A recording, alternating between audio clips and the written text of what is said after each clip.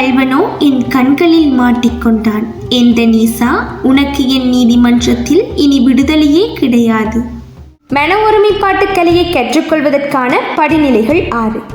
துன்பங்களை துடைத்தெறிந்து இன்பங்களை இரட்டிப்பாக்குவதற்கும் மனதில் எழுகின்ற அனைத்து கேள்விகளுக்குமான பதில் என்ன என்பதையும் கர்ம தத்துவத்தின் விதியையும் அதற்கான விளைவுகளையும் இன்றைய 3வது படிநிலையில் அறிந்து கொள்வோம்.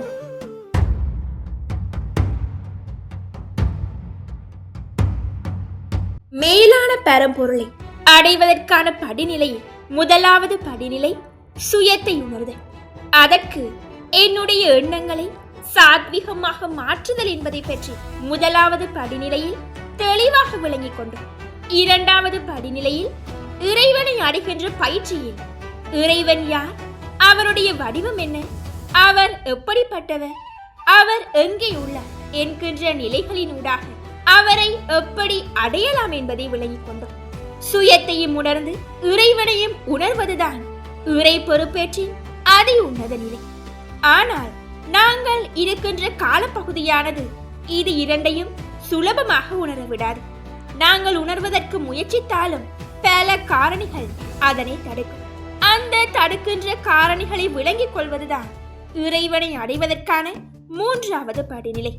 அதாவது சுயத்தையும் உணர்ந்து இறைவனையும் உணர்கின்ற போது அதற்கு தடையாக உள்ள காரணி எது என்பதை விளங்கிக் கொள்வதுதான் இறைவனை அடைவதற்கான 3வது படிநிலை. நாங்கள் பல விதங்களில் சிந்திப்போம். அதாவது, நான் நல்லதுதான் செய்கின்றேன், அப்படி இருந்தும் எனக்கு ஏன், நான் இந்தளவு துன்பத்தை எவருக்குமே கொடுக்கவில்லை, அப்படி இருந்தும் ஏன் எனக்கு இந்தளவு துன்பம், என்னால் மட்டும் ஏன் இதை அடைய முடியவில்லை, இவர் ஏன் இப்படி உள்ளார், இது ஏன் இப்படி நடந்தது, இது இப்படி இருந்தால் நன்றாக இருக்கும். இவ்வாறு ஏன், எதற்கு, எப்படி என்கின்ற இந்த கேள்விகள் தான் இறைவனை உணராமல் என்னுடைய சிந்தனையை அந்த ஒருவர் மீது செலுத்த முடியாமல் வேறு திசைகளுக்கு திருப்பி விடுகின்ற காரணிகள். ஆகவே இந்த கேள்விகளுக்கு நான் முற்றுப்புள்ளி வைக்க வேண்டுமாக இருந்தால் காரணமும் விளைவுகளும் என்ற விடயத்தை நான் முதலில் விளங்கிக் கொள்ள வேண்டும். அதைத்தான் கர்ம தத்துவம் என்று கூறுவார். இந்த கர்ம தத்துவத்தில் 3 விடயங்கள் அடங்கியுள்ளது. 1 உடனடி கர்மா, 2வது நீண்ட நாள் கர்மா, 3வது கூட்டு கர்மா. இந்த 3 விடயங்களையும் நான் தெளிவாக விளங்கிக் கொள்ள வேண்டும். அதற்கு முதல் கர்மா என்றால் என்ன என்று பார்ப்போம். கர்மா என்றால் செயல். எதை விதைக்கின்றோமோ அதையே நாங்கள் பெற்றுக்கொள்வோம். நல்லதை கொடுத்தால் நல்லதை பெறுவோம், தீயதை கொடுத்தால் தீயதை பெறுவோம். இதுதான் கர்மத்தின் விதி. நாங்கள் மற்றவர்களுக்குரிய சந்தோஷத்திற்கான காரணங்களுக்கு முக்கியத்துவம் கொடுத்து சந்தோஷத்திற்கு காரணமாக என்னுடைய வழிமுறைகளை அமைத்துக் கொண்டோமாக இருந்தால் என்னுடைய சந்தோஷத்திற்கான வழிமுறைகள் தானாக உருவாக்கப்படும். அது பொதுவானது. அதை பற்றி நாங்கள் விபரமாக தெரிந்து கொள்வதை விட நஷ்டமடைகின்ற பகுதிகளை விபரமாக தெரிந்து கொள்வது இன்றியமையாதது. அந்த நஷ்டமடைகின்ற பகுதிதான் இந்த 3 நிலைகள்: உடனடி கர்மா, நீண்ட நாள் கர்மா, கூட்டு கர்மா. இந்த கர்மா சாதகமான முறையிலும் வேலை செய்யும், பாதகமான முறையிலும் வேலை செய்யும். இந்த பாதகமான கர்மா எப்படி எங்களுக்குள் ஆதிக்கம் செலுத்துகின்றது என்பதை இப்போது நாங்கள் புரிந்து கொள்வோம். அதாவது, நான் துன்பத்தை கொடுத்தால் துன்பத்தை பெறுவேன். ஆனால் துன்பத்தை கொடுக்கின்ற விதத்தில் தான் நான் துன்பத்தை பெறுவேன் என்றில்லை. வழிமுறைகள் வேறு விதமாக இருக்கலாம், ஆனால் விளைவு, அதாவது பெறு துன்பமாக இருக்கும். நான் ஒருவரை அவமதித்து துன்பத்தை கொடுத்தேனாக இருந்தால் இன்னும் ஒரு இடத்தில் நான் ஏமாற்றப்பட்டு துன்பத்தை பெற வேண்டியிருக்கும். ஆனால் இங்கு நான் விளங்கிக் கொள்ள வேண்டியது எதுவென்றால், நான் கொடுத்த துன்பம்தான் எனக்கு கிடைக்கின்றது என்பது. ஆனால் இந்த வழிமுறைகளினூடாக சிந்திக்க வேண்டிய அவசியமில்லை. அதாவது, நான் யாரையும் அவமதிக்கவில்லையே என்று சிந்தித்தோமாக இருந்தால் அதற்கான பதில் சிரமமாக இருக்கும். விளங்க வேண்டியது, துன்பத்தை கொடுத்திருக்கின்றேன், அதனால் துன்பத்தை பெறுகின்றேன். ஆனால் வழிமுறைகள் எதுவாகவும் அமையலாம். இதை நான் அந்த இடத்தில் புரிந்து கொள்ள வேண்டும். கர்ம தத்துவம் என்கின்ற விடயத்தை விளங்க வேண்டிய அவசியமே இறைவனை உணர்கின்ற பயிற்சியில் என்னுடைய சிந்தனைகளை வேறு திசைகளில் செலுத்தாமல் ஒரே திசையில் திருப்புவதுதான். அதாவது கர்ம தத்துவத்தை விளங்குகின்ற போது இறைவனை உணர்கின்ற பயிற்சி எனக்கு சுலபமாக மாறும். ஏன் எதற்கு என்ற கேள்விகளுக்கு முற்றுப்புள்ளி வைத்தால் இயல்பாகவே என்னுடைய சிந்தனை இறைவனை நோக்கி சுலபமாக இருக்கப்படும். அதனால் தான் மேற்குறிப்பிட்டு, அதாவது நான் ஒருவரை அவமதித்தால் ஒரு இடத்தில் ஏமாற்றப்படுவேன். இது உடனடி கர்மா. நான் செய்கின்ற செயலுக்கு உடனடியான விளைவை பெறுவேன். ஆகவே இவ்வாறான நிகழ்வுகள் நிகழ்கின்ற போது என்னுடைய மனதை நான் அலைபாய விடக்கூடாது. சில நேரம் நான் கொடுத்த துன்பம் எனக்கு தெரியாமல் இருக்கும். ஏனென்றால் நான் துன்பத்தை கொடுத்து கொடுத்து அதற்கு பழக்கப்பட்டிருப்பேன். அது எந்த வழிமுறை என்று தெரியாமல் இருக்கும். ஆனால் நான் துன்பத்தை எடுக்கின்ற போது விளங்கிக் கொள்ள வேண்டும், நான் ஏதோ ஒரு வழிமுறையில் மற்றவர்களுக்கு துன்பத்தை கொடுத்திருக்கின்றேன். அதனால் கொடுத்ததை பெறுகின்றேன். இதில் இறைவனோ மற்றவர்களோ இந்த துன்பத்திற்கு காரணமாக அமைய மாட்டார்கள் என்பதை விளங்கி அதை மனதார ஏற்றுக்கொண்டேனாக இருந்தால் என்னுடைய மனம் அலைபாய்வதை தடுத்துக் கொள்ளலாம். இது ஒரு சூழல், உடனடி கர்மா என்று சொல்லப்படுகின்றது. இரண்டாவது நிலை கூட்டு கர்மா. அதாவது ஒரு குடும்பத்தில் அம்மா அப்பா செய்த பாவம் பிள்ளைக்கு போய் சேரும் என்பது அல்ல.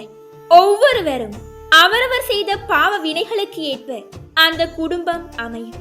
அதாவது நாங்கள் ஏதோ ஒரு பிறவியில் ஏதோ ஒரு கட்டத்தில் ஒருவருக்கு துன்பம் விளைவிக்கப்படுகின்ற போது அதற்கு தெரிந்தோ தெரியாமலோ நானும் காரணமாக இருந்தால் அந்த கூட்டு கர்மாவினுள் நானும் சேர்த்து கொள்ளப்படுவேன். அது பிறவி எடுக்கின்ற போது சேர்ந்து கொடுத்த துன்பத்தை சேர்ந்து தீர்க்கக்கூடிய விதமாக, அதற்கு ஏற்ற விதமாக அந்த குடும்பத்தில் நான் பிறவி எடுப்பேன். பிறவி எடுத்து அந்த கொடுத்த துன்பத்தை தீர்க்க வேண்டி வரும். ஆகவே எனக்கு அமைகின்ற குடும்பம், உறவுகள், சமுதாயம், இதிலும் நான் ஒருபோதுமே குறை கூறக்கூடாது. ஏனென்றால் அந்த குடும்ப உறுப்பினர்கள், அந்த சமுதாயம், அந்த வேலைத்தளம், இவர்களுடன் சேர்ந்து ஏதோ ஒரு பிறவியில் நான் துன்பத்தை கொடுத்து ஒரு கூட்டு கர்மாவை உருவாக்கியுள்ளேன். ஆகவே அதை தீர்க்கக்கூடிய விதமாகத்தான் இப்போது இந்த குடும்பத்தில் அல்லது இந்த சூழலில் நான் பிறவி எடுத்து உள்ளேன். அதனால் ஒருபோதும் நான் சூழலையோ அல்லது மற்றவர்களையோ குறை கூறக்கூடாது. கூறை சொன்னேனாக இருந்தால் என்னுடைய மனம் அலைபாய்வதை ஒருபோதுமே தடுத்து நிறுத்த முடியாது. என்னாலும் முழுமையான பொறுப்பேறை பெற முடியாது. அடுத்தது நீண்ட நாள் கர்மா. அதாவது நான் இந்தளவு துன்பத்தை யாருக்குமே கொடுத்தது இல்லையே என்று நினைப்பேன். அந்த அளவு துன்பத்தை நாங்கள் கொடுத்திருக்க மாட்டோம். ஆனால் அதற்கு சமமான அளவு சிறிது சிறிதாக கொஞ்சம் கொஞ்சமாக நீண்ட நாள் கொடுத்திருப்பேன். ஆகவே திடீரென்று வரும் பாரதூரமான இழப்பு, பாரதூரமான துன்பத்தை எதிர்கொள்கின்ற போது நீண்ட நாள் கர்மாவை நான் ஞாபகப்படுத்திக் கொள்ள வேண்டும். அல்லது என்னுடைய பிறவி குறைபாடுகள், அதாவது பிறப்பிலிருந்தே நான் ஏழை அல்லது அங்கவீனம் அல்லது பிறவியிலிருந்தே சில எதிர்பார்ப்புகள் நிறைவேறாமல் இருக்கும்.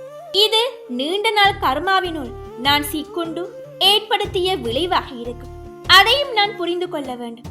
ஆகவே என்னால் அடைய முடியாத பொறுப்பொருகளை அல்லது நீண்ட நாள் என்னால் விடுபட முடியாத துன்பத்தை எதிர்கொள்கின்ற போது நான் புரிந்து கொள்ள வேண்டும், இது நீண்ட நாள் கர்மா. அதாவது கொஞ்சம் கொஞ்சமாக நீண்ட நாட்களாக எவருக்கோ துன்பத்தை கொடுத்திருக்கின்றேன். அதனால் தான் நீண்ட காலமாக துன்பத்திற்கான சூழ்நிலைகள் என்னை தொடர்கின்றது. ஆகவே அதிலும் ஏன் எதற்கு என்ற கேள்விகள் என் மனதில் உருவாக கூடாது. அனைத்துக்கும் நானே பொறுப்பு. மற்றவர்களை ஒருபோதுமே குறை கூறக்கூடாது. இந்த மூன்றையும் நான் விளங்கிக் கொண்டேனாக இருந்தால் என்னுடைய சிந்தனைகள் அலைபாய்வதை என்னால் தடுத்து கொள்ள முடியும். எனக்கு எது நடந்தாலும் அது நான் செய்த செயலுக்கான விளைவு. ஆகவே அதையும் நான் விளங்கிக் கொள்ள வேண்டும். அத்துடன் என்னுடைய சிந்தனை அலைபாய்வதற்கான இன்னும் ஒரு விடயமும் உண்டு. என்னுடைய பார்வையில் நான் அறிந்த மட்டில் மற்றவர்கள் நல்லவர்களாக இருப்பார்கள், எனக்கு உதவி செய்தவர்களாக இருப்பார்கள், எனக்கு வேண்டப்பட்டவர்களாக இருப்பார்கள். ஆனால் அவர்கள் ஏதும் சிரமத்திற்கு உள்ளாகி அவர்கள் சிரமப்படுகின்ற போது அதையும் என்னால் சகித்துக் கொள்ள முடியாமல் இருக்கும். அந்த இடத்திலும் நான் விளங்கிக் கொள்ள வேண்டும், எனக்கு வருகின்ற அசௌகரியத்திற்கும் நெருக்கடிக்கும் நானே பொறுப்பு. அதேபோல் எனக்கு வேண்டப்பட்டவருக்கு வருகின்ற நெருக்கடிக்கும் அசௌகரியத்திற்கும் அவருடைய தனிப்பட்ட செயலே பொறுப்பு. ஆகவே இதையும் நான் ஏற்றுக்கொள்ள வேண்டும். இந்த இரண்டு விடயத்தையும் நான் ஏற்றுக்கொண்டேனாக இருந்தால் என்னால் சுலபமாக ஏன் எதற்கு என்ற கேள்வியிலிருந்து என்னை விடுவித்துக் கொள்ள முடியும். இன்னும் ஒரு விடயம், ஒரே உலகம் ஒரே கடவுள். அப்படி இருக்கையில் ஏன் இந்த பாகுபாடு? அதிலும் நான் விளங்கிக் கொள்ள வேண்டும். பரந்தளவில் கூட்டு கர்மாவிற்கு ஏற்ப சில நாடுகள் வசதியாகவும் சில நாடுகள் வசதி குறைவாகவும் அமைகின்றது. ஆகவே அதில் கூட எனக்கு ஏன் எதற்கு என்ற கேள்விகள் தோன்றக்கூடாது. ஏனென்றால் கூட்டு கர்மாவிற்கு ஏற்ப அந்த நாடு அமைகின்றது. அந்த நாட்டில் அவர்கள் புறப்படுகின்றார்கள். அதில் அசௌகரியமோ துன்பமோ அவர்களுடைய செயல்களுக்கு ஏற்ப அவர்கள் விளைவை அனுபவம் செய்கின்றார்கள். ஆகவே இதிலும் எனக்குள் ஏன் எதற்கு என்ற கேள்விகள் தோற்றம் பெறக்கூடாது. ஆகவே இவ்வாறு ஏன் எதற்கு என்ற கேள்விகள் முடிவுக்கு வருகின்ற போது சுயத்தையும் இறைவனையும் உணர்ந்து இறை பொறுப்பேறை அடைவது சுலபமாக இருக்கும். அதாவது இந்த கர்ம தத்துவம் என்கின்ற விடயம் நான் செய்ததுதான் எனக்கு கிடைக்கின்றது என்பது எனக்கு பொதுவான விடயமாக இருந்தாலும் அதை சரியான இடத்தில் எவ்வாறு பயன்படுத்தி என்னை லேசாக்கிக் கொள்வது, என்னுடைய நிலையை இயல்பாக்கிக் கொள்வது என்பதை நான் இதில் புரிந்து கொள்ள வேண்டும். இவை எங்களுக்கு ஏற்கனவே தெரிந்திருந்தாலும் இதை எந்த இடத்தில் எப்படி பயன்படுத்துவது என்பது சில நேரம் தெரியாமல் இருக்கும். எந்த கர்மா இந்த விளைவுக்கு காரணம் என்பதை சரியான இடத்தில் நான் பயன்படுத்திக் கொள்ள வேண்டும். இந்த கர்ம தத்துவத்தின் நோக்கம் என்னுடைய மனதை லேசாக்குவது, என்னை ஏன் எதற்குள் என்ற கேள்விகளுக்குள் செல்லாமல் தடுப்பது. இதை உறுதிப்படுத்திக் கொள்ள வேண்டும். அப்பொழுது என்னால் சுலபமாக சுயத்தையும் உணர்ந்து இறைவனையும் உணரக்கூடியதாக இருக்கும்.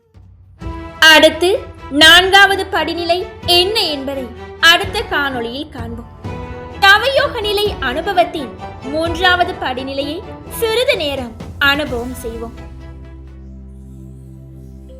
நான் இந்த உடலை இயக்கிக் கொண்டிருக்கும் ஓர் உயிர் சக்தியாவேன்.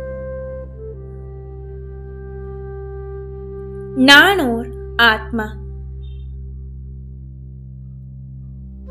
ஆத்மாவாகிய நான் என்னுடைய இயல்பான நிலையை அனுபவம் செய்கின்றேன். அமைதியே என்னுடைய இயல்பான சுபாவமாகும்.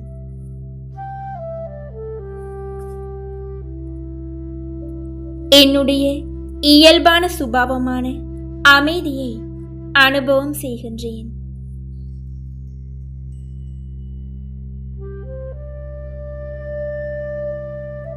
கடந்த காலத்தின் எந்த ஒரு சுமைகளோ துன்பத்தின் சுவடுகளோ என்னுடைய அமைதிக்கு தடையாக இல்லை.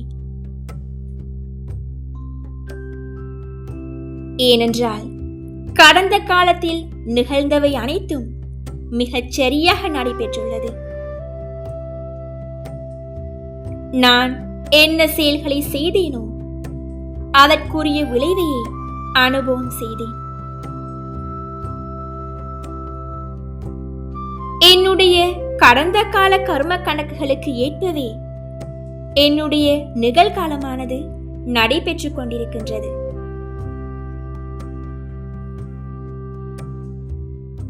நிகழ்காலத்தில் என்னுடைய செயல்கள் எவ்வாறு இருக்கின்றதோ அதுவே என்னுடைய எதிர்காலமாகும்.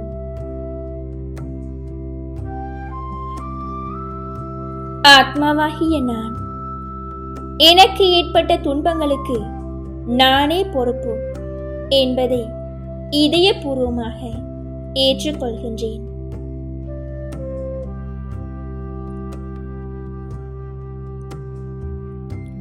எதை விதைத்தேனோ அதற்கான விளைவே எனக்கு கிடைத்துக் கொண்டிருக்கின்றது. என்னுடைய துன்பத்திற்கு மற்றவர்களோ சூழ்நிலைகளோ அல்லது இறைவனோ காரணம் இல்லை. எனது துன்பத்திற்கு நானே காரணம். இதுவே கர்மத்தின் விதியாகும். இதை ஏற்றுக்கொண்டு எனது துன்பங்களுக்கு முற்றுப்புள்ளி வைக்கின்றேன். இப்பொழுது என்னுடைய மனதில் எந்த விதமான சுமைகளுமே இல்லை. நான் லேசான ஆத்மா. ஆத்மாவாகிய நான் என்னுள் அமைதியை ஆழமாக உணர்கின்றேன்.